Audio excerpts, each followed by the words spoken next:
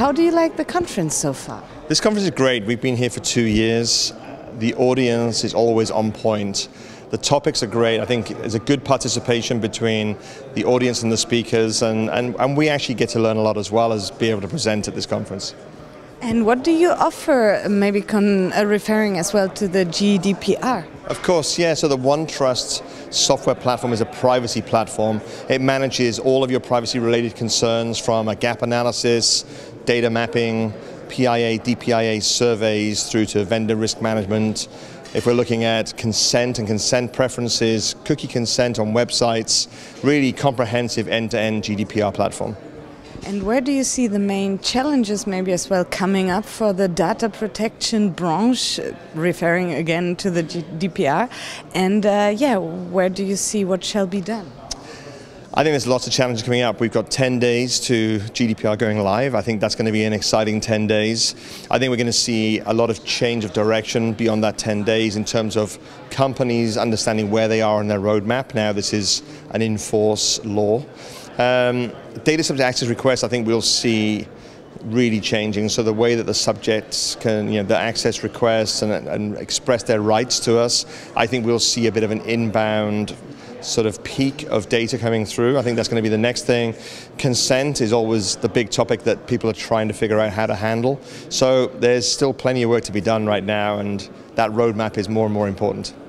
And why did you choose as well to be representative here at this conference?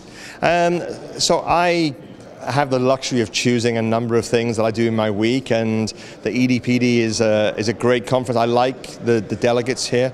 We have regulators, we have lawyers, we have end users of business, we have in-house lawyers. It's a really great cross-reference of the audience and also the speakers, and I feel like it's really an honor to come here and present our solution to the team as well. And what would your advice be for DPOs for the future? Wow, so DPOs for the future. So when we're looking at GDPR and really trying to gain compliance, ultimately my guidance to the DPOs is for the future is automate where you can. Take away that unnecessary sort of inspection process in your organization, because that's where we're going to trip and fall foul of any compliance. So the automation becomes key to this sort of privacy by design and by default. Triggers into the organization, evergreen records of Article 30, automating and data subject access requests, making sure we have good consent and consent preference center. We'll become keen to a sort of a hygiene. I think we're looking at this sort of more like an operationalized, but it's a hygiene of keeping GDPR in its good condition.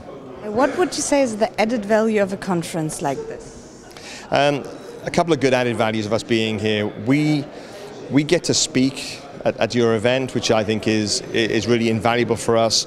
We're demonstrating our commitment to the privacy world by being here, but at the same time, understanding the challenges that are faced by the room as well. We get to learn, and it's from these learnings. We do a lot of conferences every week, but in particular, this audience gives us good insights as to whether we're on the right track and how do we help organizations.